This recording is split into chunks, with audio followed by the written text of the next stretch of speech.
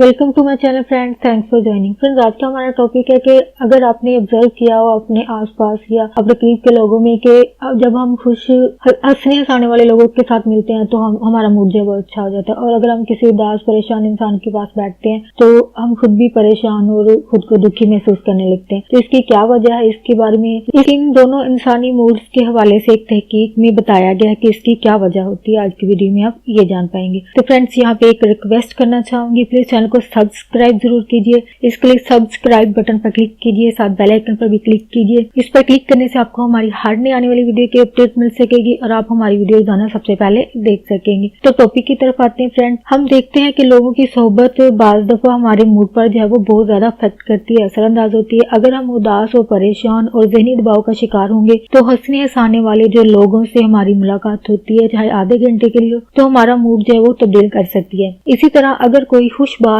शख्स थोड़ी देर किसी परेशान और उदास शख्स के पास बैठ जाए तो वो खुद भी अपने अंदर वही कैफियत महसूस करने लगता है। तो इसका क्या मतलब है कि हमारा जिस्म बैरूनी असरात को जो है वो जज़ब करता है। माहिरीन का कहना है कि इंसानी जिस्म जो है वो स्पंज की तरह होता है जो चीजों को जज़ब कर लेता है। इनके मुताबिक जब हम किसी ऐसी जगह हो जहाँ मुख्तलिफ कैफियत और एहसासात इमोशंस रखने वाले लोग, बहुत सारे लोग जो है वो मौजूद हों, तो हम बहुत गैर आरामदेह महसूस करते हैं खुद को, क्योंकि बैक वक्त बहुत सारे जज्बात और ख्यालात जो है, यानी लोगों की जो थॉट्स होती हैं, जो हमें सुनाई तो नहीं दे रही लेकिन उनके दिमाग और दिल के अंदर चल रही होती हैं, वो हम पर जो है वो असरअंदाज हो रहे होते हैं। माहिरीन ने ये वाजिया किया है कि इंसानों को फितरत के करीब भी वक्त जो है वो गुजारना चाहिए, यानी नेचर के करीब आपको वक्त गुजारने की जरूरत होती है ताकि वो इनके असरात को भी जज़ब कर सकें, क्योंकि इंसान का जिस्म जो एक स्पंज की तरह होता है, वो अपने इर्द गिर्द होने वाली हर चीज को अपने अंदर जो है वो जज़ब करता है। और फ्रेंड्स, आज का टॉपिक आपके लिए इंफॉर्मेटिव और इंटरेस्टिंग रहा तो प्लीज अगर आप इस हवाले से कोई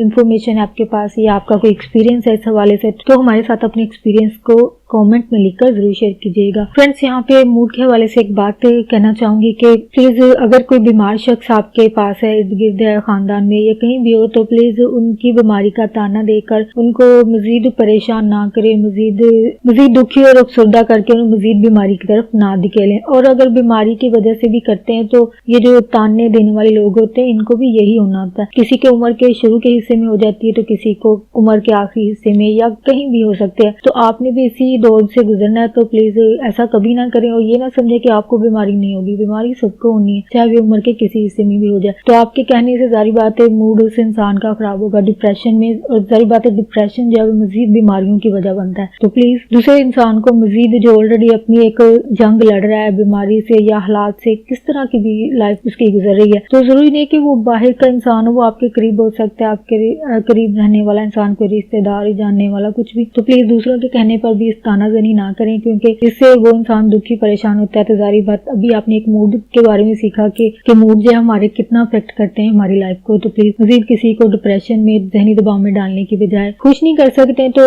अगर किसी को खुश नहीं कर सकते हैं तो एटलीस्ट उनको मजीद दुख भी ना दें। ये भी आप करेंगे तो ये एक नेकी है, तो प्लीज जरूर करें इसको। आपका वीडियो देखने के लिए बहुत शुक्रिया।